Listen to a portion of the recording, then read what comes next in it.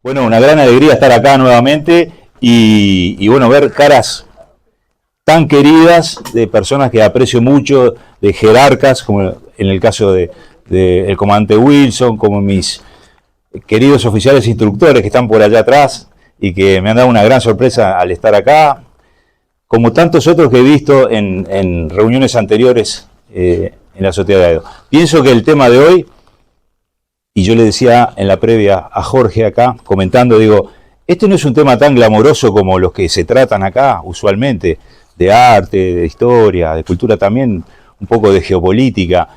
Este es un tema duro. Yo cuando hablo de crimen organizado trato de hablar sin eufemismos. Digamos las cosas por su nombre, llamémosle a las cosas por su nombre. Creo que es la mejor forma de entender este fenómeno. Hace aproximadamente 2 meses estaba en Ecuador, en Quito, en la Universidad Simón Bolívar, que es un poco el centro de la cultura intelectual ecuatoriana, dando una conferencia sobre este tema, cuando de pronto, miren, y hoy también lo contaba, se lo estaba dando para un grupo de analistas de la Policía Nacional de Quito. Un tema asociado a la inteligencia de las calles. Gente que anda de barba, pelo largo, que no usan uniforme, que tratan de trabajar en eso que mucha gente no lo aprecia, pero que es fundamental para una sociedad. Siempre digo que una sociedad sin policía no funciona, no puede existir. Entonces, en determinado momento, se abre la puerta de la clase y entra el rector con un séquito de profesores y demás, de decanos. Y yo digo, ¿y esta gente qué están haciendo acá? Bueno, mire, profe, queremos estar en la clase porque queremos entender el fenómeno. Ecuador está atravesando, como ustedes saben, un problema muy importante a todo nivel en la sociedad, copada por las bandas criminales. Una banda criminal que se llama Los Tiguerones y otra que se llama Los Choneros, lograron hacer caer a un presidente y provocar elecciones anticipadas. Generaron un atentado contra un precandidato presidencial que se suponía que iba a ser el presidente. Han generado una ola de violencia tal que Ecuador pasó de ser un país súper tranquilo, como lo era, a estar ubicado en el 3er o 4.º puesto a nivel latinoamericano en materia de la ola homicida que estamos viviendo, que es otro tema que lo vamos a hablar aquí. Latinoamérica tiene millones de muertos en la última década por actos vinculados a la violencia urbana. Son cosas que no se hablan generalmente, pero hay muy buenas estadísticas, hay organizaciones que trabajan en ello, hay gobiernos que dan buena información, hay otros que no dan información por un tema político, porque a ningún gobierno le gusta admitir sus fracasos, ¿verdad? Entonces cuando, por ejemplo, vemos estadísticas de Argentina, hasta hace 4 años las estadísticas no eran confiables. Ahora son un poco más confiables, pero no se crean. La semana pasada, no, hace 2 semanas estuve, yo soy profesor de la Universidad de Morón, en Argentina, en este tema, contratado por el Ministerio de Seguridad Nacional argentino, para hablar de políticas públicas de seguridad, cómo se genera una política pública de seguridad, y hablar con la gente que está en la calle, con los jefes de policía, con los oficiales superiores, ¿verdad? Entonces estaba también dando clase y llega la ministra Patricia Bullrich. Patricia Bullrich se integra a la clase. Con la ministra Patricia Bullrich me une una relación de años cuando se creó la Policía Metropolitana. No sé si están familiarizados con el tema de la Policía Metropolitana que había en Buenos Aires. Bueno, cuando se creó durante el gobierno de Macri, Patricia Bullrich intervino en eso. Y en aquel momento también la asesoré en determinados aspectos que me parecían importantes tener en cuenta para que funcionara una policía metropolitana dentro de una ciudad con las características tan particulares que tiene una capital como es Buenos Aires. Bueno, en esta ocasión Patricia Bullrich entró, me fumó la clase, ¿no? Hablando claro y pronto, me agarró el brazo y me dijo, perdona Fernando, te voy a robar unos minutos de tiempo, pero quiero hablar de la seguridad en Argentina porque estos son mis funcionarios, este es mi equipo. Toda esta gente que está acá trabajan para mí, entonces yo les quiero pasar un mensaje. Y el mensaje era, entre otras cosas, que escucharan lo que hablaba un extranjero y su visión sobre la Argentina. Estaba hablando de políticas públicas de seguridad y de lo que dicen los manuales y de lo que se habla a nivel de, digamos, de las universidades y en el nivel académico, pero Patricia Bullrich quería que yo le diera mi visión de la Argentina. Entonces, bueno, la verdad que me dio una tarea bastante importante, porque primero quería salir de ahí adentro de la universidad, ¿no? Salir ileso, digamos, porque en realidad la Argentina está atravesando una turbulencia gigantesca. Pero en materia de seguridad nacional, y vuelvo al tema de hoy de las estadísticas y los asesinatos y la ola homicida, no hay tanta ola homicida como hay, por ejemplo, aquí, en nuestro país. Argentina, de promedio, tiene 3.8 cada 100.000 habitantes de homicidios. Nosotros estamos alrededor de los 20. Y hemos bajado a 11 en determinados momentos porque se van haciendo métricas. Ahora el observatorio del Ministerio del Interior estableció una nueva metodología, y el problema que hay con los cambios de metodología es que cuando se analizan a nivel internacional y se comparan con otros países, se puede entrar en que no todos miden de la misma manera el mismo fenómeno. También esta semana vino a Montevideo y es muy lindo este fenómeno que estamos viviendo de intercambio cultural de gente que viene de otros países, y van, y la internet y el hacer conferencias online. Vino la ex secretaria de Seguridad del gobierno anterior en Argentina, que presentó un libro. Sabina Frederick se llama, no sé si a alguno le puede sonar. Bueno, fue la secretaria del último periodo de Alberto Fernández, ¿verdad? Asociada a lo que fue ese último periodo bastante funesto, digamos. No me gusta adjetivar así, pero esa es la realidad. Entonces, Sabina Frederick presenta un libro en el que expone un concepto, una teoría de que la seguridad no es política y no es ideológica. Que la seguridad ha fracasado tanto desde el punto de vista progresista como desde el punto de vista conservador. La seguridad ha fracasado. No es la seguridad que fracasó. Fracasaron los gobiernos. Fracasaron los líderes. Ustedes me escucharon decir el año pasado, aquí mismo, que yo creía que América Latina está experimentando un problema que es liderazgos políticos débiles. Y lo sigo pensando. Porque por más que exista un Bukele en El Salvador, que ahora se quiere entronizar, y por más que exista un Javier Milei, que ahora le están destapando ciertas cosas, y por más que exista, por ejemplo, un presidente como Daniel Noboa, que se ha parado de frente al crimen organizado y ha sacado a las fuerzas militares a las calles, un tema que aquí también lo discutimos, y que se discute en toda Latinoamérica. Y mientras nosotros discutimos si es bueno sacar a las Fuerzas Armadas o es malo, o qué hacemos, bueno, el señor Trump en 25 minutos firmó un decreto y sacó hasta la Guardia Nacional, y los homicidios en Washington bajaron a 0. Se acabaron los homicidios. Desde que tiró la Guardia Nacional a la calle, no hay más homicidios en Washington, por estos días, ¿no? Porque ninguna de estas medidas tiene la característica de ser para siempre. Observen ustedes que el padre de la tolerancia cero, no sé si recuerdan aquella época de la tolerancia cero, y el señor Rudolph Giuliani está preso. Él está preso ahora, ¿verdad? O sea que nada es para siempre en esto. El tema de la seguridad pública y la seguridad ciudadana es un tema tan complejo y tan sensible que no es, por ejemplo, como muchos piensan, un tema policial. No es un tema para dejárselo a la policía. Es un tema para que toda la sociedad intervenga. Entonces, en la medida en que uno tenga aportes de la academia, por ejemplo, que son muy válidos, hay sociólogos muy valiosos en Uruguay. Y miren, vamos a no hablar de ideologías, porque hay mucha gente que dice, bueno, los sociólogos son todos de izquierda. No, señor, no es que sean de izquierda. Tienen pensamientos que están orientados a determinadas líneas, pero son muy valiosos en los aportes. Lo he visto en Colombia, estuve 4 años en Venezuela antes de volverme para Uruguay, pude ver de cerca el fenómeno de lo que se llama el estado híbrido criminal en el que se ha convertido Venezuela, ¿verdad? Un estado en el que las líneas de la legalidad y la ilegalidad son tan difusas que ya uno no sabe con quién está tratando. Ayer en un programa de radio que me entrevistaron, me preguntaban por Venezuela. Y la verdad es que el conductor del programa, el que me llamó, me dice: quiero que hables duramente de Maduro, que hables mal de Maduro.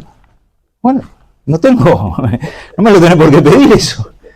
Maduro se quema solo. La realidad es más real que cualquier cosa. Venezuela no está gobernada por un régimen. Hay como una gigantesca banda que se fue apoderando, y de esto vamos a hablar ahora. ¿De qué estamos hablando cuando hablamos de crimen organizado? Primera cosa, el crimen organizado persigue una finalidad económica. Entonces tenemos que tener claro que todo esto que está sucediendo es por dinero. Esto es por plata. No hay objetivos políticos detrás de esto. No lo hubo durante el gobierno de los K en Argentina, no lo hubo durante el primer gobierno de Lula, no lo hubo ni lo habrá durante el gobierno de lo que fue Hugo Chávez y lo que es Maduro ahora, y lo que han sido los países del Caribe, que están muy presionados por todo el fenómeno de haber sido financiados por el chavismo. Entonces, todo lo que hay detrás es un objetivo económico. Es muy diferente de cuando hablamos acá también de qué era el terrorismo. El terrorismo perseguía objetivos con finalidades políticas. El crimen organizado, no. Así que bueno, bienvenidos a esta charla, en donde, por ejemplo, acá vemos en la primera diapositiva, voy a tratar de hacerla corta, vemos todos los personajes que marcan nuestra vida diaria, porque también, como yo digo, un día de esto nos vamos a despertar y vamos a estar gobernados, no sabemos si por el cartel de la penillanura suavemente ondulada o por quién, porque en todos lados hay carteles ahora. Ustedes observen y hay carteles en todas partes instalados, ¿verdad? Bueno, acá tenemos al joven Marcet, el ELN, para los que peinan canas. El ELN era un movimiento guerrillero de izquierda que pregonaba, entre otras cosas, la revolución agraria. Miren lo que se ha convertido. La banda criminal narcotraficante más importante de Venezuela, ni siquiera de Colombia. O sea, una banda colombiana que opera en Venezuela. En una zona que además hace muy poco quisieron convertir en una zona binacional entre el gobierno de Venezuela y el gobierno de Colombia.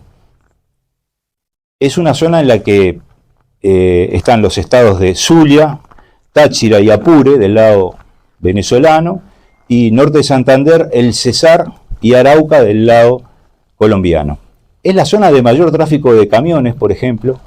Es la zona que antiguamente daba al lago de Maracaibo, donde se abastecía de petróleo muchas compañías internacionales, y es la zona de mayor tráfico de drogas a pie, porque ahí nace la cordillera, y en unas serranías que se llaman Perijá, capaz que nadie escuchó hablar alguna vez de esa zona que se llama Machiques de Perijá, 120 pasos a pie, en donde permanentemente están yendo y viniendo gente de un lado y de otro, y tiene una característica muy importante.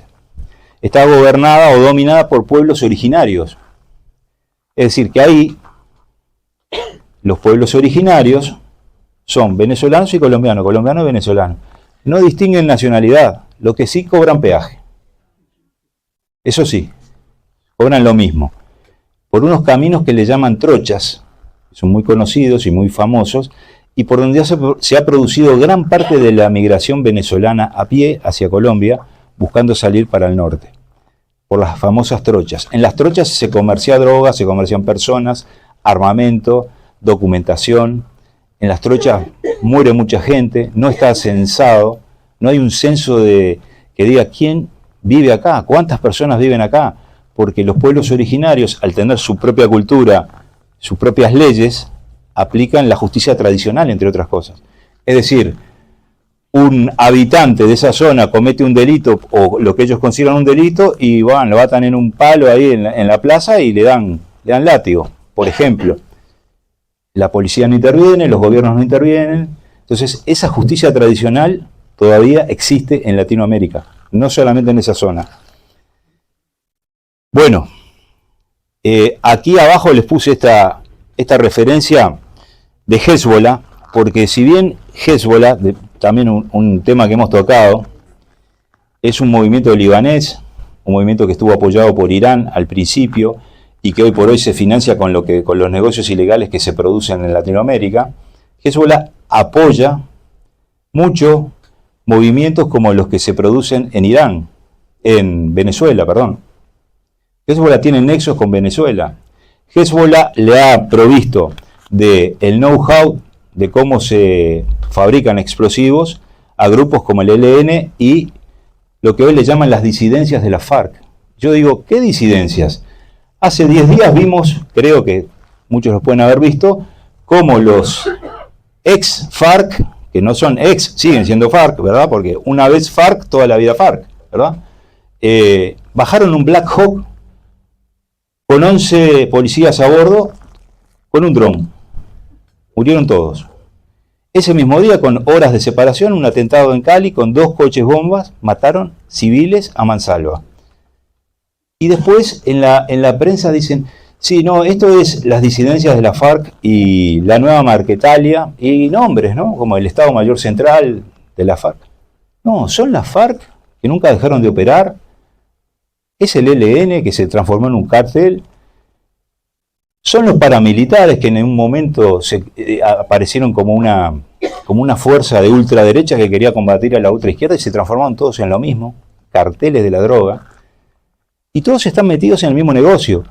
¿Por qué cayó ese helicóptero en donde cayó, que es una localidad que se llama Amalfi, en el departamento de Antioquia, cuya capital es Medellín, y que está todavía, en cierto modo, gobernada en muchos aspectos del crimen ilegal por lo que llama la Oficina de Cobro de Envigado, que es la oficina que creó Pablo Escobar en su época. Imagínense, Pablo Escobar hoy era un nene de pecho al lado de lo que está pasando. Hoy por hoy. Bueno, esta gente tiraron abajo un Black Hawk con un dron de $500. Probablemente dirigido y piloteado por un adolescente, porque es lo que pasa en la realidad hoy por hoy. Las escuelas de droneros, que se están viendo también en otros lados del planeta, son para adolescentes. Están reclutando adolescentes que son los que manejan mejor la tecnología, ¿verdad? Vuelan en eso. Entonces, en Amalfi se estaba llevando a cabo una operación de erradicación manual de plantas de coca, auspiciada por el gobierno colombiano, con lo que queda de los restos de lo que fue el Plan Colombia, los aportes de Estados Unidos del Plan Colombia, mucho dinero para que se erradicara la coca de manera manual. Y yo decía también hace unos días, yo intervine en esa operación, cuando comenzó esa operación en el sur de Colombia, en un departamento que se llama Putumayo, y en otro que se llama Nariño, que tienen frontera con Ecuador. Allí comenzaron las operaciones de erradicación manual de la planta de coca. Es algo muy duro arrancar la planta, el clima no ayuda, por supuesto, y además permanente ataque de las FARC, del ELN y de cuanto movimiento guerrillero ande en la zona, porque le están sacando su negocio. No es porque estén defendiendo nada, ¿verdad? Gente muerta, en fin, una situación y una experiencia muy dura, esa en Colombia, con la erradicación manual de las plantas de coca, que ahora cuando vi ese evento, y como lo van corriendo, se va corriendo el fenómeno de la erradicación manual, le tocó a Amalfi hacerlo. Y bueno, murieron 11 policías. Se imaginarán que en cualquier otro país, cuando mueren 11 integrantes de una fuerza pública, hay una conmoción, ¿no? Bueno, no sé si ustedes habrán visto la cara de conmovido del presidente Petro. Entonces, por eso yo hablo de los liderazgos débiles y cómo las decisiones políticas afectan a la seguridad. Pero Petro está occidental. Exacto. Por las armas, Exacto. que Hezbollah vende armas no sé cómo es el lavado de plata, pero es por droga, armas, no sé, una cosa así. Usted lo explicará mejor. Hezbollah tiene su centro financiero en la Triple Frontera. Sí. Pero además de la Triple Frontera está lo que se llama el Triángulo de Fuego en el norte, allá por donde está Honduras, Guatemala, toda esa zona. Entonces, históricamente las triples fronteras son lugares en donde se han desarrollado este tipo de economías ilegales y se han fomentado lo que son las ilegalidades. Entonces, estamos viviendo esa etapa del lavado de dinero y de la colaboración entre terrorismo y crimen organizado. Y acá mismo en este foro dijimos que cuando se daba ese fenómeno hablábamos de algo que se llama convergencia criminal.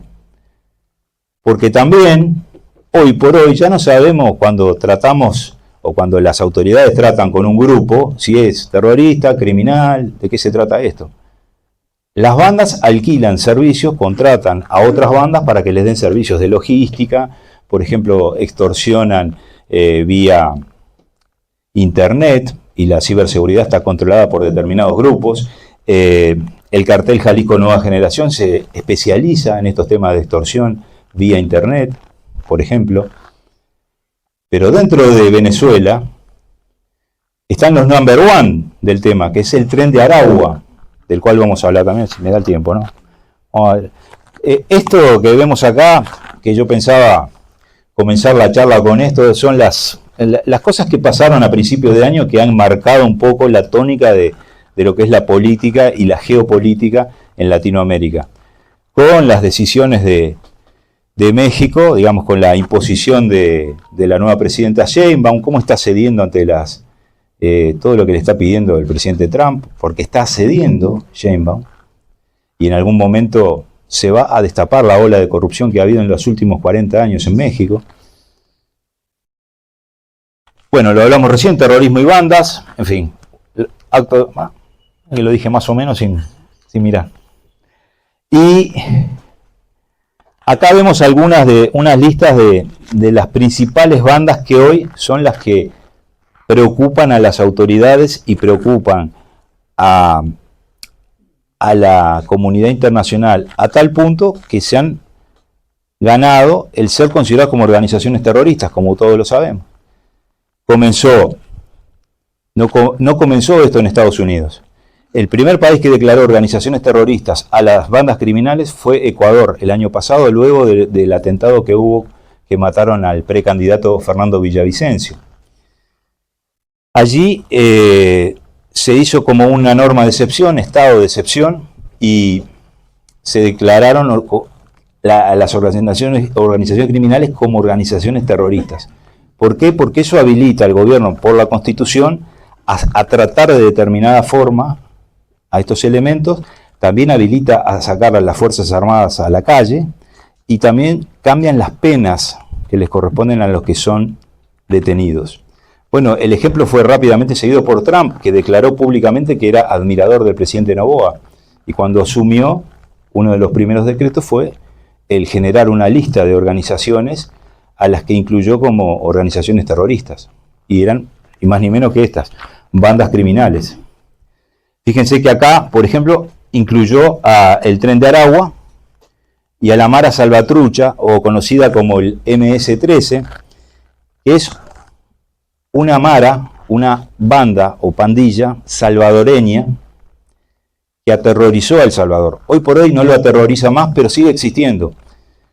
Parte de la campaña del presidente Bukele, que yo pienso que también es un fenómeno temporal, lo he dicho, se basa en que desarticuló a las maras y no existen más las maras. Eso no es verdad. Las maras existen, el narcotráfico existe en El Salvador y va a seguir existiendo. Lo que sí hizo fue meter 40.000 adentro, en el SECOT. Y como le quedó espacio libre, está negociando traer presos de otro lado, ¿verdad? Entonces, esa es la segunda etapa que vamos a ver en Latinoamérica y que es muy lamentable. Vamos a empezar a hablar del comercio de presos, el intercambio de presos por dinero. A ver, yo te mando 200, vos mandame 6 millones. Bueno, Paraguay ha comenzado a construir una supercárcel, Ecuador una megacárcel también, Argentina tiene la idea de construir en el norte también el sistema modelo de megacárceles, porque parece que se dieron cuenta que el modelo sirve, ¿verdad? Del mismo modo, y hablando de otro tema, vieron que en Estados Unidos esa cárcel que está rodeada por cocodrilos fue declarada contra todos los derechos humanos, además, y la cierran, ¿no? Bueno, Alcatraz. El alligator Alcatraz. Bueno, pero vamos a ver esta ola de trasvase de presos de una nacionalidad que no es la nuestra y que acá donde...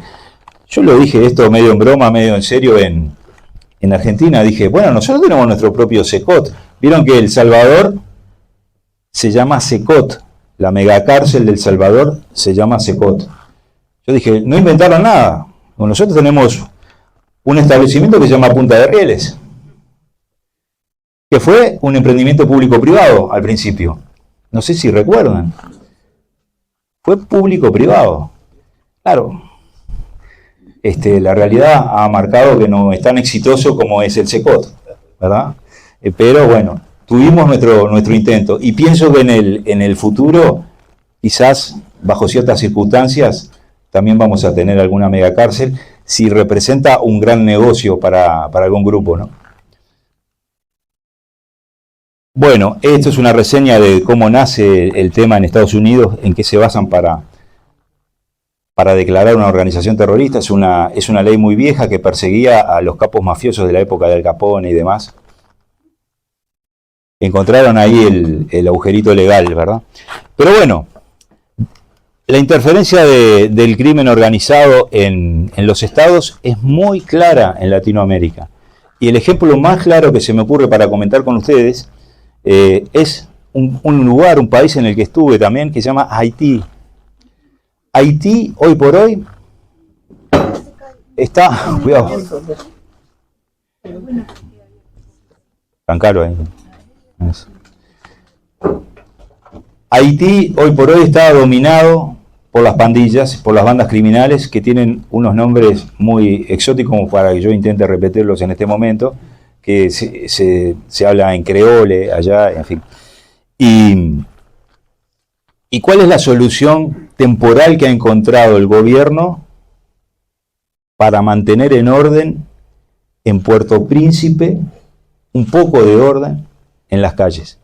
Ha contratado nada más ni nada menos que a Eric Prince, que es un norteamericano ex-SEAL, ex fundador de la empresa llamada Blackwater, que se hizo muy famosa por sus operaciones en el Medio Oriente, y que tuvo que cambiar de nombre y dejar de trabajar luego de que sus funcionarios mataran a 17 personas por error, a 17 civiles. Miren, no está mal lo que hace Eric Prince. Estamos evolucionando paulatinamente a una forma que eso tiene un formato legal internacional que está reconocido por todos los organismos internacionales, que se llama Empresas Militares de Seguridad Privada. Se registran, trabajan, hay más de 60 en el mundo y en este momento empleadas en el terreno hay aproximadamente 30 empresas militares de seguridad privada. Eric Prince hizo un acuerdo con el gobierno haitiano por 10 años para mantener el orden en las calles. Imagínense ustedes lo que van a hacer esos años de Eric Prince en Haití, va a dar para hablar. Empezó recién ahora. También es bueno saber que estuvo de recorrida por Perú, por Ecuador, intentó visitar Paraguay, visitó El Salvador, intentando hacer acuerdos con todos los gobiernos para vender sus servicios de seguridad. Originalmente, ¿qué es lo que vendía Eric Prince? ¿Qué es lo que, digamos, el fuerte de él? Era la protección ejecutiva, la protección privada.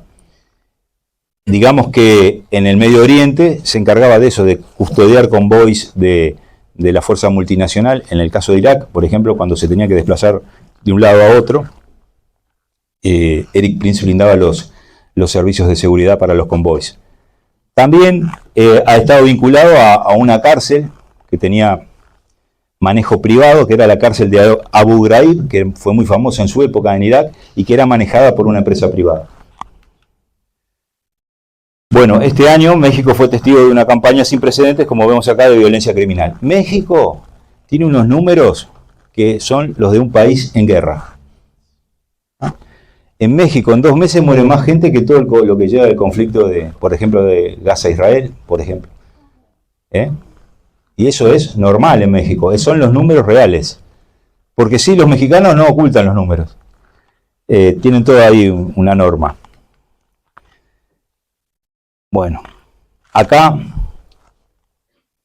les quería presentar un poco un fenómeno que ha sucedido también, muy particular, que es que por primera vez en México, que es un país vecino y socio de Estados Unidos, y que nunca autorizó extraditar a sus criminales, comenzó ahora un acuerdo con el presidente Trump a extraditar a los capos. Y miren, van 55 de los principales capos narcotraficantes extraditados a Estados Unidos. Acá tienen los nombres quedan muy chicos, pero más o menos el mapa de los lugares a donde han sido trasladados. Y acá también. Porque Estados Unidos tiene toda una política en base a clasifican la peligrosidad del individuo para mandarlo a determinado centro, ¿verdad? Ahora, lo que yo reflexiono es, ¿y en México qué pasa? Porque bueno, cayó el Chapo Guzmán, ¿verdad? Jefe del cartel de Sinaloa. Toda serie de Netflix, ¿no? Esto está todo en Netflix. Cayó el Chapo Guzmán. ¿Y qué pasa en Sinaloa? Están los chapitos. De 1 pasaron a 8. Había 1 que mandaba, ahora son 8 bandas. Sí. Los chapitititos, entonces. Porque hay 16 bandas en este momento, sí se entregaron, es verdad. Toda una banda, toda la familia de Guzmán se entregó, toda, por un tema de seguridad. ¿Quiénes quedaron? La tercera generación. Entonces, en este momento en Sinaloa hay guerra también. Guerra por el control territorial de ese sector tan importante, ¿no? Para el narcotráfico. Lo mismo con ese otro señor que se llamaba Ismael Zambada, que se autoentregó, lo llevaron contra su voluntad a Estados Unidos y que fue el mayor narcotraficante mexicano que estuvo más de 50 años escondido, nadie sabía quién era, no conocían ni la cara del Mayo Zambada. Y también lo pueden ver en algunas series, en algunos documentales, en Narcofiles y demás. Y el Mayo Zambada dijo, yo he colaborado con militares, con políticos, con todos los gobiernos, le he dado vida a todo el mundo. Se tiene que saber, he hecho mucho daño.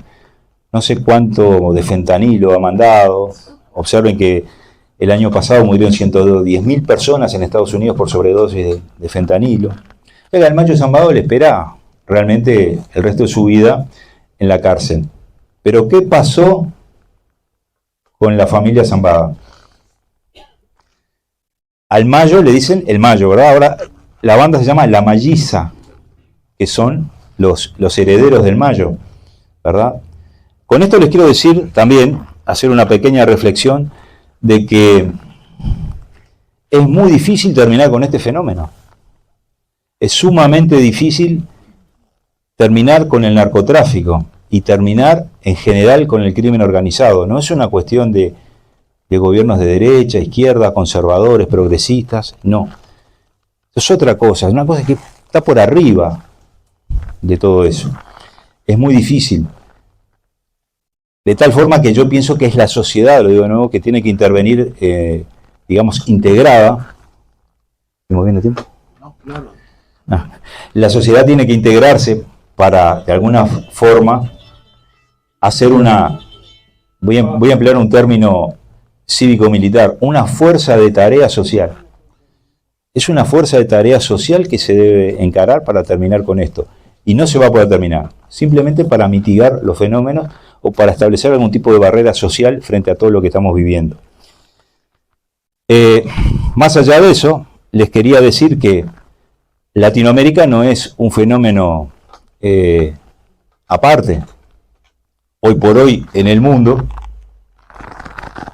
hay 56 guerras, más de 92 países involucrados en conflictos armados, una enorme cantidad de dinero volcada a lo que es la carrera armamentística, la fabricación de nuevas armas, la tecnificación de todo, no solamente de los rifles, sino de la munición, la tecnología que implica el haber lanzado esta revolución industrial de los drones, por ejemplo, que trae consigo de la mano la industria del contradrón, porque mucha gente dice, los drones, estamos viviendo la época de los drones. Miren, también estamos viviendo la época es China, ¿no?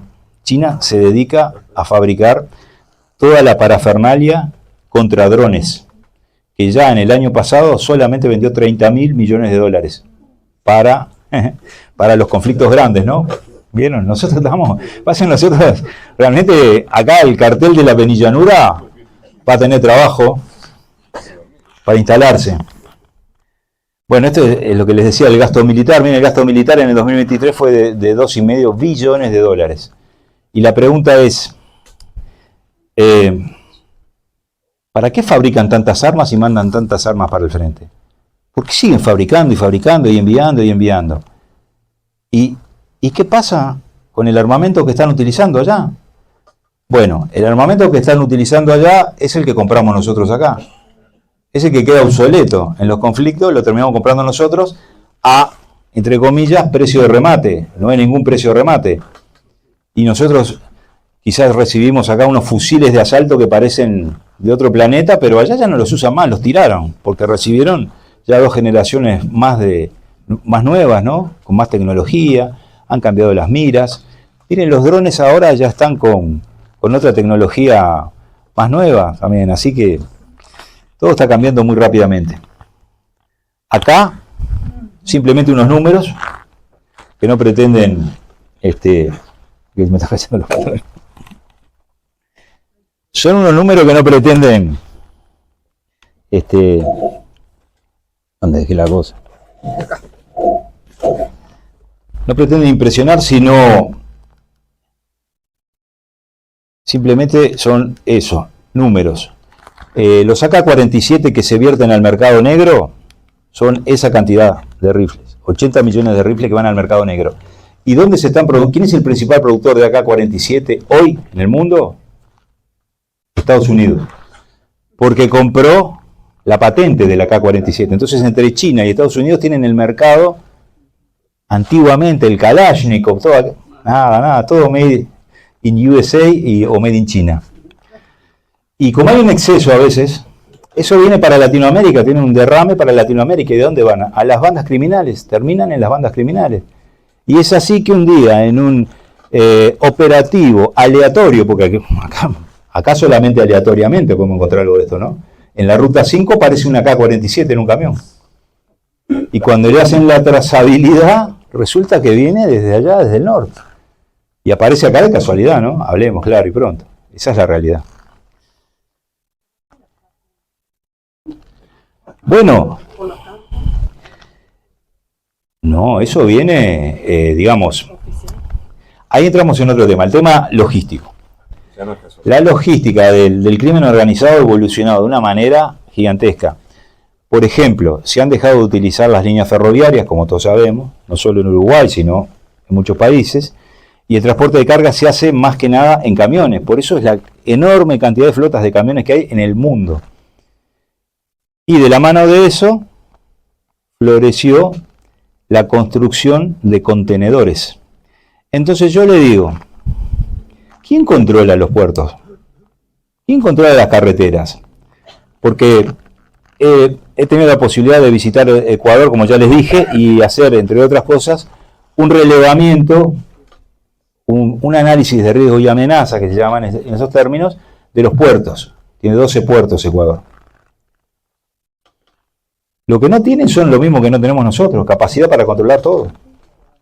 Porque imagínense que nosotros hacemos controles aleatorios en el puerto de Montevideo, con esos famosos 3 escáneres que nunca nadie lo vio, están ahí, estarán funcionando, son escáneres viejos. Yo siempre digo, la primera vez que vi un escáner de esas características fue en Irak en el 2004, cuando estuve allá, y era como estar viendo algo realmente de otro planeta. Nosotros acá lo recibimos como una gran cosa, y eso hace más de 20 años que está en el mercado y que está siendo utilizado para controlar la migración ilegal en la frontera entre México y Estados Unidos. Más de 20 años. Y nosotros recibimos eso como, tenemos el escáner. Pero el escáner no controla todo. El puerto de Hamburgo no llega a controlar el 8% de la carga. Es decir, todo lo que pasa sin control y bueno, no se controla. Y estamos viviendo en lo que el narcotráfico marítimo llama el apogeo de la época de los contenedores, del narcotráfico en contenedores. Bueno, buena pregunta, ¿eh? Buena pregunta. Bueno, crimen organizado, dijimos, ¿no? Es un emprendimiento económico. Hay muchas cuestiones criminales, pero el objetivo fundamental siempre tiene que ver con la rentabilidad. Siempre tiene que ver con la rentabilidad. Hace un mes atrás me invitaron a un foro que hubo que se llamaba el primer encuentro anual del crimen organizado en Uruguay, que se llevó a cabo en el Hotel Radisson, organizado por un emprendimiento que se llama Junta TV, que está liderado por el periodista Gabriel Pereira, y que tuvo la habilidad o la característica de reunir no solamente a todo el espectro político del país, empresarial y académico, sino de traer 3 disertantes del extranjero, como fue el señor Benjamin Lessing, de quien hemos hablado acá también cuando yo explicaba un teorema que se llama el teorema de Lessing. Bueno, el Lessing del teorema vino a hablar a Uruguay. Vino Marcelo Saín, que es un viejo conocido de la Argentina, una persona que fue secretario de Seguridad de Rosario en la peor época, que fue el creador de la Policía de Seguridad Aeroportuaria en Argentina. Y vino el sociólogo uruguayo Juan Pablo Luna, que vive en Chile, pero que analiza y ve el Uruguay de una manera muy particular y sobre todo se especializa en estos temas del crimen organizado. Entonces yo, que hoy vengo a hablar de crimen organizado y que también quiero pasar el aviso de que publico 2 libros ahora que se llaman Bandas Criminales, tomo 1 y tomo 2, en el que explico este fenómeno desde mi punto de vista, que no soy sociólogo, que no soy politólogo, que no soy lo que soy, un capitán de navío retirado que ha andado por el mundo viendo estos fenómenos y estudiándolos, viviéndolos de adentro. He vivido situaciones muy complicadas en el terreno, he hablado con mucha gente de policías de muchos lugares, pero los sociólogos tienen otro punto de vista. Entonces yo me permití traer 3 diapositivas con 3 visiones diferentes de 3 personas que ven al Uruguay desde afuera. Y ahora se los voy a mostrar. Bueno, esto no. Acá tenemos el papel de las bandas criminales. Esto es de acuerdo con el sociólogo. A ver, vamos a ir adelante, si no nos llegamos. Vamos a pasar rápidamente. El sociólogo Marcelo Saín dice que para que exista una gobernabilidad tranquila, debe generarse lo que él llama el doble pacto, que es un pacto entre el poder político y la policía, y el segundo pacto entre la policía y los criminales. Es la única forma que él ve que se puede tener una gobernabilidad tranquila, porque habla de cómo se generaron las ilegalidades y cómo desde el nacimiento de los estados nuestros acá en Latinoamérica, las policías que trabajaban para los políticos, y por eso se llamaba jefe político antiguamente, el jefe de policía, se encargaban de lo que se llamaba antiguamente el manejo de las ilegalidades. Es decir, el político le dejaba el manejo de las ilegalidades a la policía. Entonces eso también da lugar a lo que explica Saín como lo que se llama el cheque en gris. Es decir, el político nunca le da un cheque en blanco a la policía, le da un cheque en gris. Si sale bien, fue mía. Si sale mal, fue tuya. Cheque en gris. Hay un libro de cheque en gris que está escrito por un francés que se llama La policía, mitos y realidades, que es de Jean-Paul Brodeur, que es muy interesante porque habla de la historia en Europa, de cómo pasó esto también, del manejo de las ilegalidades por parte de los políticos y la cesión o la traslación a la policía de las responsabilidades siempre, nunca ellos, ¿verdad? Bueno, entonces Acá lo dice Marcelo Saín clarito, te doy el poder, es tácito, no es explícito, si pasa algo el problema es de la policía, si es exitoso es un mérito del gobierno. Eso él relata que lo vivió en carne propia, siendo secretario de Seguridad de Rosario en la peor época de el auge de la banda conocida como Los Monos en Argentina, ¿no? Bueno, y acá están los 6 puntos centrales de Marcelo Saín, que yo se los muestro para reflexionar un poco, crear un poco de reflexión, ¿verdad? Él dice, control versus guerra. El crimen organizado no se derrota combatiéndolo, sino controlándolo. Todos temas muy para discutir, ¿no? Protección estatal. El crimen organizado, para existir, siempre precisa algún tipo de protección estatal para existir. No hay emprendimiento criminal que no tenga cierto apoyo del Estado en algún momento. Creo que todos tenemos algún ejemplo para darnos cuenta de eso, ¿no? El Estado criminalizado. El Estado puede convertirse en parte del sistema criminal. Venezuela o Rosario en determinado momento. Coherencia del uso de la fuerza. Bien, ahí dice algo que es básico. La fuerza estatal, cuando se emplea, debe de ser creíble, porque si no, no sirve para nada. Y eso es lo que pasó en Argentina durante muchos años. La fuerza no era creíble. Entonces no podían con nada. Y ahí es cuando empiezan a ceder el control territorial del Estado a las bandas criminales. Y lo último es el pacto político criminal, que a veces, como dicen La Paz, narco, se sostiene mediante pactos informales con el poder. Esto es un punto sumamente discutible. De hecho, en el momento que lo dijo, arriba del escenario, con el presidente de la República sentado en primera fila, la vicepresidenta, ministro del Interior y demás, Marcelo Saín dijo, bueno, pero no lo digo por Uruguay, ¿eh? Esto pasó en Argentina, ustedes hagan lo que quieran. Ustedes hagan lo que quieran. Y me imagino que acá no debe haber tal cosa, no debe haber tal otra. La sacó al córner un poco ahí, pero en la realidad de esto es que Bukele, por ejemplo, hizo esto. Hizo pactos para tener una gobernabilidad tranquila. Entonces es un tema muy discutible, ¿verdad? Es un tema que la oposición, si se agarra de esto, le pueda por la cabeza al gobierno que quiera hacer un pacto con los criminales. Pero bueno, esto fue Saín. Acá también es explicativo el control, etc. Y después vino el sociólogo Juan Pablo Luna, que bueno, como ya le dije, vive en Chile, ve al Uruguay desde Chile, tiene varios libros publicados, es profesor allá, una persona muy respetada. Particularmente pienso que es un muy buen académico, muy buen intelectual. Me he comunicado con él personalmente y le he solicitado para exhibir su pensamiento acá en este foro. O sea que él sabe hoy que yo estoy acá hablando de lo que él piensa. Porque esto no es lo que yo pienso. Esto es lo que piensa Juan Pablo Luna. Lo quiero dejar bien claro para no ponerme tampoco cosas que no me corresponden. Él cuando habla, Juan Pablo Luna dice que en el Uruguay la gobernanza criminal es incipiente. O sea que ya hay indicadores en barrios periféricos, sobre todo, de ayudas de las bandas criminales, préstamos personales, elementos deportivos, colaboraciones con espacios públicos. Son indicadores incipientes de que el crimen organizado está llegando a los estratos de la sociedad a los que no llega el Estado.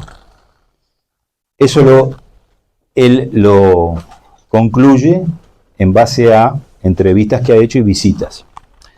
El rol del Estado es no enfocarse solo en los malos. Acción interagencial sostenida. Entonces yo acá sí le dije a él, hace un tiempo ya, de que estoy completamente de acuerdo con él. Yo pienso que estamos en una época en donde los fanatismos y los radicalismos están a la orden del día, porque el mundo nos ha llevado a eso, a ser un poco radicales en nuestros pensamientos, en nuestras ideas. Y entonces ponemos las cosas en términos de malo y bueno. Ellos son los malos, nosotros somos los buenos. Aquellos son los buenos, nosotros así. Y yo pienso que en este tema tan particular del crimen organizado, no habría o no hay que atacar a los malos, hay que atacar al mal. Y el mal se ataca de una manera mucho más profunda que atacando a los malos. Porque si nos ponemos a pensar, los verdaderos malos no son lo que algunos llaman el crimen plebeyo, que es el que vive en las periferias de las grandes ciudades. Es el que vemos todos los días cuando andan a los balazos los motochorros por ahí. Ese es el crimen plebeyo. Ese es el crimen que la policía va y le pega un palo y lo meten para adentro. Estoy hablando de otra cosa, estoy hablando del mal. ¿Por qué esa gente llegó a lo que llegó? ¿Verdad? Nadie nació malo. Se hicieron malos después. Entonces hay que atacar el mal. Se lo dejo para que reflexionemos un poco de eso. Las rentas del crimen, ¿verdad?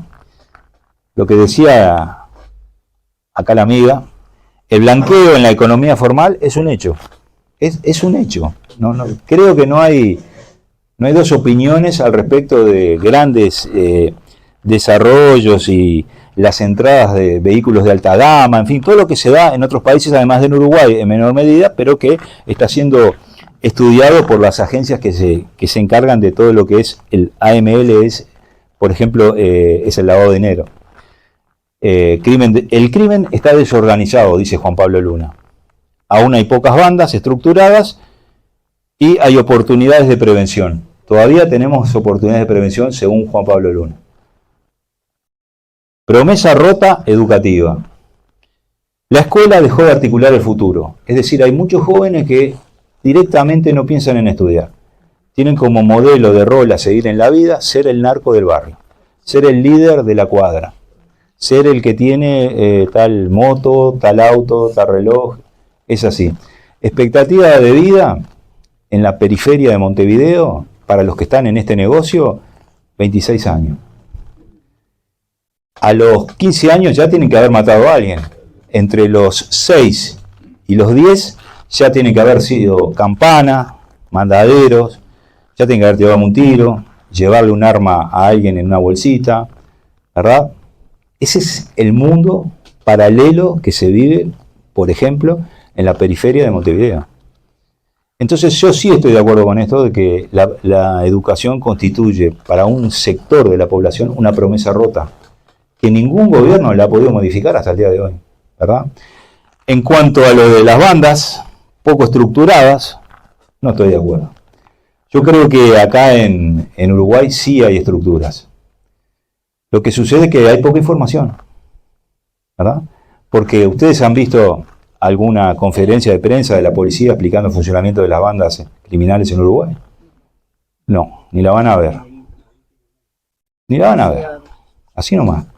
Yo tengo mis propios mapas, mapeo dónde está cada banda, dentro de cada sector, lo corroboro con la policía porque un día me van a dejar adentro, ¿no? Porque voy ahí a consultar, ¿verdad? Y sí, algunas cosas me las confirman, los barrios, las coordenadas, en fin, los nombres. Si entramos a hablar de los nombres, los tengo ahí, pero no los quiero aburrir, los nombres de las bandas uruguayas. Bueno, y ahora el otro señor que habló, que vino a hablar de su visión del Uruguay desde afuera, es el señor Benjamín Lessing, que es un académico formado en Estados Unidos, pero que vive en Río de Janeiro y vive cerca de una favela y ha analizado el fenómeno de la favela, la violencia urbana en Brasil y en Colombia. Benjamín Lessing ha tenido la claridad como para plantear de que existe un trilema criminal que se da siempre, y que es el siguiente: no se puede enfrentar eficazmente a la corrupción, narcotráfico y violencia al mismo tiempo. Es decir, que el gobierno tiene que elegir dos. A uno lo tiene que dejar, porque a los tres fenómenos no se les puede enfrentar al mismo tiempo. Eso lo explica él con una cantidad de estadísticas, porcentajes y datos sobre Colombia, sobre Brasil y también Uruguay. La gobernanza criminal estatal surge y se sostiene en buena medida por políticas estatales, incluso represivas. Lessing dice que la mano dura fomenta la consolidación de criminales dentro y fuera de las cárceles. Está en contra de la mano dura, Porque dice que lo único que genera el darle palo a la gente es que le tengan más todavía, que se enfrenten más a la autoridad y al statu quo. Y algo de razón puede tener en eso, pero hay que encontrar el equilibrio entre la mano dura, la mano firme y la justicia. Vivimos en países y en un continente en donde la justicia no cumple con su concepto de justicia, ¿verdad? Demora mucho. La justicia que demora no es justicia, no es justa. No se puede estar 3 años para juzgar algo que es determinado delito, que está claro, porque existen procedimientos que hacen que eso se alargue. La justicia debe ser justa. Las periferias marginadas, dice Lessing, son gobernadas por el crimen y reemplazan funciones estatales sin rendir cuentas, por lo cual obtienen ganancias también. Esto no ocurre en Brasil. Por ejemplo, en México, en la ciudad de Morelos, hay 2 bandas criminales que proveen de internet, agua potable, hacen el servicio de entrega a domicilio de la leche pasteurizada, por ejemplo. Eso hoy, eso ocurre hoy, en Morelos.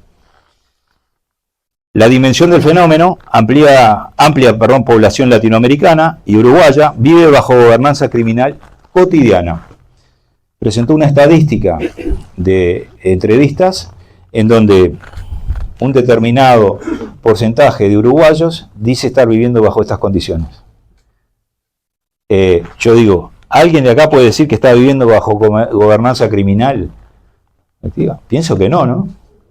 Sin embargo, hay casi un 30% de uruguayos que dicen que están viviendo esta situación. Es decir, que nosotros, los que estamos acá, estamos muy afortunados de no estar en contacto directo con ese fenómeno y no vivir presionados por las bandas criminales. Hay unos porcentajes de incidencia de esto que son asombrosos. Las esferas criminales sofisticadas. El crimen ya no solo opera en la marginalidad, sino también en zonas acomodadas. Tenemos varios ejemplos, ¿no? Lavado de activos, barrios privados, operativos de la policía donde entran a un barrio privado, se equivocan de puerta y resulta que en la puerta equivocada encontraron más de lo que iban a buscar en la otra. O sea, está todo como un poco al revés a veces. Pero lo que sí quería mostrarles son estas 3 visiones de 3 personas que están muy bien rankeadas internacionalmente y que han estudiado mucho y que han entrevistado y que han hecho sus números y sus estadísticas. Yo lo que hice fue entrevistarlos a ellos. Yo dije, voy a hablar con este que es el que creó el teorema para que me explique bien esto de por qué no se puede combatir a la corrupción, a la violencia y al terrorismo a la vez. Y que me explique Juan Pablo Luna lo que él piensa de por qué está rota la promesa de la educación en el Uruguay y cuánto incide sobre todo en las generaciones venideras. Y con Marcelo Saín, como la historia en común que tenemos es haber trabajado juntos cuando yo trabajé en Argentina hace muchos años, lo conozco también, sé cómo piensa, y es una persona muy fuerte, muy firme para sus ideas. Entonces no me voy a poner a discutir con Marcelo Saín sobre el doble pacto, por ejemplo, cuando él dice que él pudo llevar adelante Rosario porque existió el doble pacto. ¿Y qué le vamos a decir del cheque en gris? ¿Verdad? Son todas reflexiones que les dejo hoy, que lo que queríamos era hablar queríamos hablar de crimen organizado y ya terminando esta charla, espero no haberlos aburrido mucho, hay mucho más, les digo eso nomás, que acá presenté con gran éxito un libro que se llama Un Mundo Transformado y que ya voy en la 3ª edición de ese libro. Cada edición son 15 libros. No, mentira. Llevo la verdad que cientos de libros vendidos de Un Mundo Transformado y hoy, esta semana, hice el lanzamiento de 2 libros más que se llaman Bandas Criminales en Latinoamérica, tomo 1 y tomo 2, que es un análisis de la historia de cada banda por país, o sea, cada país y sus problemas con el crimen organizado históricos, incluyendo Uruguay, por supuesto, México, Jamaica, países que a veces no los tenemos en el radar, pero que tienen graves problemas de crimen organizado. Esos libros, espero que cuando la editorial me los publique, traerlos por acá también, para ustedes. Y bueno, quedo abierto dándole las gracias sobre todo por el silencio, dándole las gracias por la atención y bueno, abriendo un poco las preguntas que quieran hacer. Muchas gracias. Muchas gracias. Sí. Me están cayendo el pantalón. ¿Cuál es el doble impacto? Perdón. Respecto a la parte del narcotráfico, me pareció excelente la charla, pero por lo que yo he visto, el narcotráfico ya se dio cuenta que la cocaína no es un buen negocio, y por ejemplo ya en Ecuador están trabajando con la extracción de oro, y hay matanzas de los militares ecuatorianos a través de estas bandas, que me gustaría que lo explicara un poco, porque usted lo sabe mejor que yo. Muchas gracias por la pregunta. Casualmente, cuando fui a Ecuador, uno de las charlas que di, lo que se llama en el mundo actual, le llaman las capacitaciones, vamos a capacitarnos, fue a los subtenientes del ejército de Ecuador. ¿Por qué? Porque estaba muy fresco un incidente en el que en la frontera entre Ecuador y Colombia murieron 12 soldados emboscados, 12 soldados del ejército que estaban haciendo un control sobre el fenómeno de la minería ilegal en Ecuador, que está controlado por un grupo ilegal, una banda que llaman los Comandos de la Frontera, que es un comando binacional integrado por colombianos y ecuatorianos, que responden a disidencias de la FARC y escindidos de los Choneros y los Tiguerones, que son dos bandas muy poderosas ecuatorianas. En esa charla con los subtenientes, y esto es algo que no lo tenía pensado hablar acá, porque, bueno, me llevaron a la escuela militar, que se llama Alfaro, y los subtenientes todos estaban como sabiendo que iban a salir a la jungla, a un lugar muy inhóspito y con cero apoyo de base. Entonces, le di unas recomendaciones que bueno, son las recomendaciones que aplico para mi propia vida y que he aplicado a lo largo de mi vida y que aprendí en la Armada Nacional, porque soy educado en la Armada Nacional y tuve la fortuna de estar en varios comandos, sobre todo en el Cuerpo de Fusileros Navales, donde aprendí un poco nomás de lo que es el combate de jungla. Tampoco les voy a decir, soy un experto en combate de jungla, lo que sí que estuve en la jungla, en Latinoamérica. Entonces me permití hablar con los subtenientes del ejército que tenían imagínense lo que estamos hablando, ¿no? 20 años.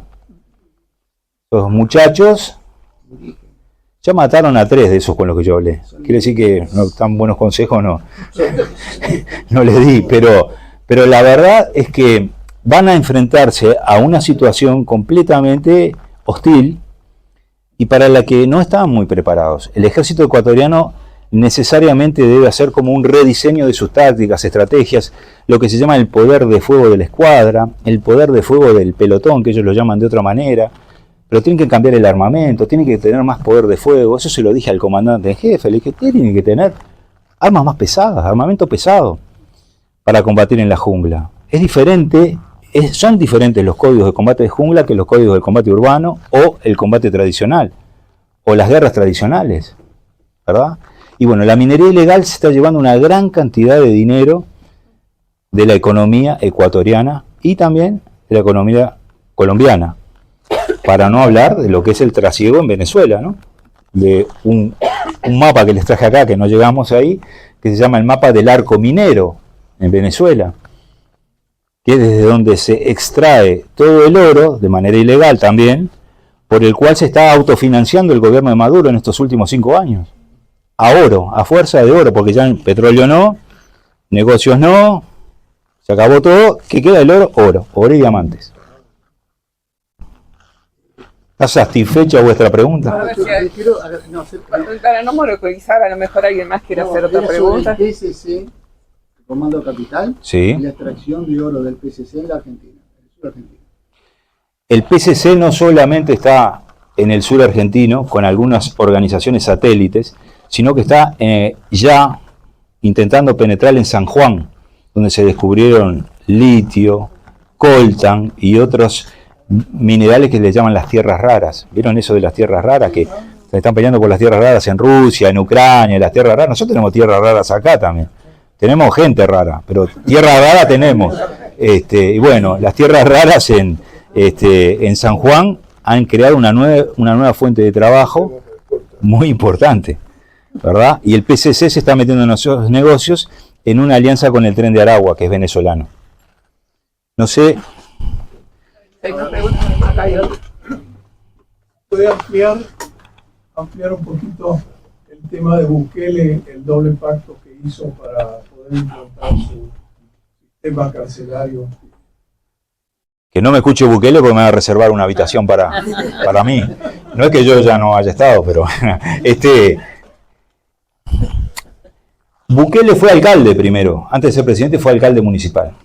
Durante su mandato como alcalde municipal y en lo que se llama el gobierno de tercer nivel, que son las alcaldías, y que yo siempre lo digo y lo he dicho acá, que las alcaldías son fundamentales para poder llevar adelante cualquier plan de desarrollo humano y en materia de seguridad ciudadana y de seguridad pública. Hay que trabajar con las alcaldías, hay que trabajar a nivel municipal.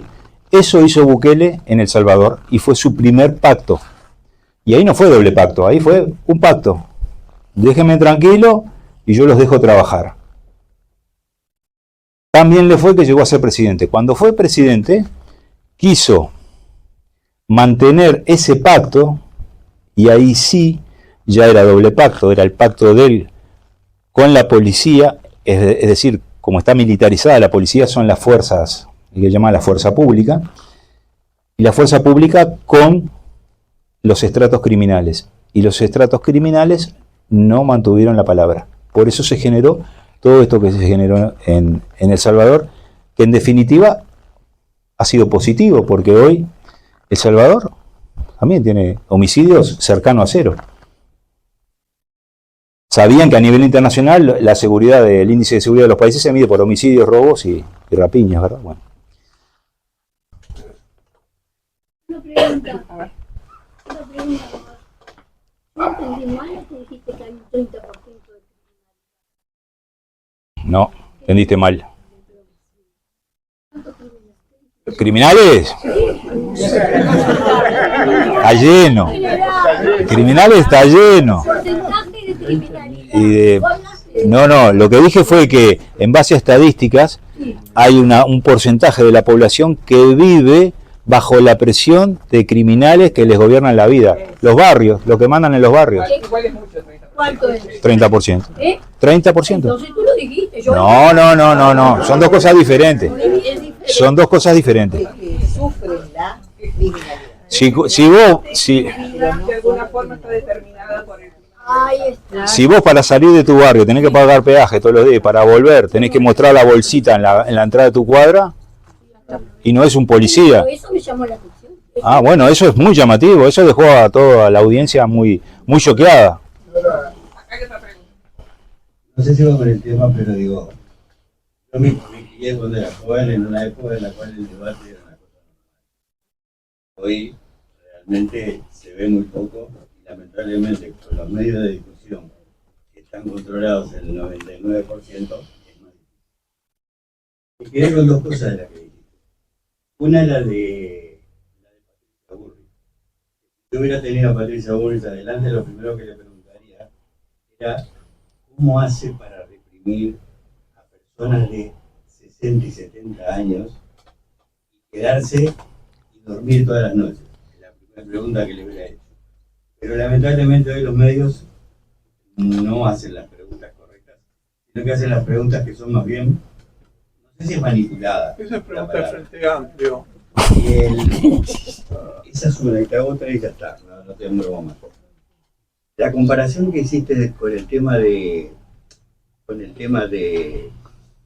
México por la violencia que existe y comparaste con el sionismo y el...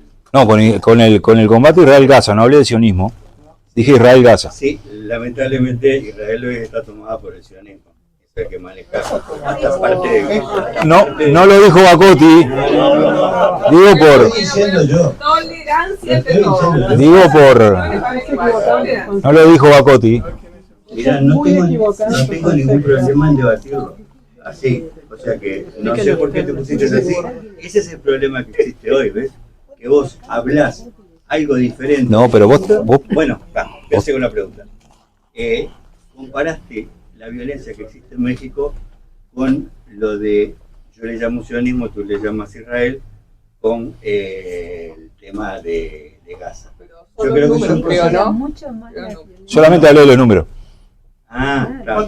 Dije la misma cantidad de gente. Y una comparación, claro, ¿verdad? Uno es un genocidio y el otro no. exactamente. Estaba esperando la palabra. Es que te estoy preguntando. No rompa la ventana. Si algo nos caracteriza en este grupo es la tolerancia. No rompan las cosas. Todas las opiniones. No rompan las cosas, está muy En lindo. silencio escuchamos, aunque no estemos de acuerdo con lo que estamos oyendo, por favor. Y si alguien lío. quiere defender su postura, lo hace de la misma manera. Esto es básico en nuestro grupo. Acá hay uno. Acá una pregunta de un amigo. Yo creo que el tema está muy bien analizado en general con el tema de delincuencia, narcotráfico y todo. El único que tuvo una solución fue usted. El único que tuvo una solución fue usted. Ahora, esa solución conlleva también a que pasa por arriba el Estado de Derecho general. Digo, cosas que yo estoy de acuerdo Sí, en ciertos casos. Cuidado. Pero también lo vemos ahora tocar la Constitución y hacerse reelegir indefinidamente. Sí. Entonces estamos frente a aquello de que la persona que solucione se transforma en dictador. Y después lo van a sacar. Y cuando lo saquen va a volver todo lo mismo. Porque el que lo saque va a tener que hacer acuerdos nuevamente. Porque lo hemos visto en países que cuando se entregaron después de una dictadura, ¿verdad? Estaban completamente seguros que era la paz de los ocultos, ¿no? Sí. Algunos. Para otros la gente decía vivimos en paz. ¿Verdad? Cuando terminó la dictadura, vino las democracias y ahí volvió a crecer la delincuencia, el narcotráfico y todo. Porque aquello de que como el poder siempre va unido a la corrupción. ¿Verdad? No hay poder sin corrupción, ni corrupción sin poder. Es lo que buscan todas las bandas criminales y todo. Corrupción, poder, dinero. El dinero es el que mueve. No sé, eso va dentro de una pregunta, ¿verdad? Sí, quería terminar de responderle al amigo allá de lo que yo hablaba eran de los números de muertos y cómo es tan increíble que en una zona de guerra, porque están en guerra en aquel lado del planeta, muera tanta gente como acá en Latinoamérica, que teóricamente no hay guerra. Es un país, México, que tiene unos altísimos índices de homicidio. Y sin embargo, bueno, ahí está. En cuanto a lo que dice el jefe acá, bueno, completamente de acuerdo. Y decía George Orwell, no conozco nadie que llegue al poder y que esté dispuesto a cederlo. La gente cuando logra el poder, es muy difícil que después se vayan bien o se vayan alegres, contentos o no queriendo volver. Por suerte en Uruguay tenemos este tema de la no reelección. Si no, esto también lo estaríamos viviendo. Estoy seguro que lo estaríamos viviendo. Ecuador lo vivió con Rafael Correa, por ejemplo.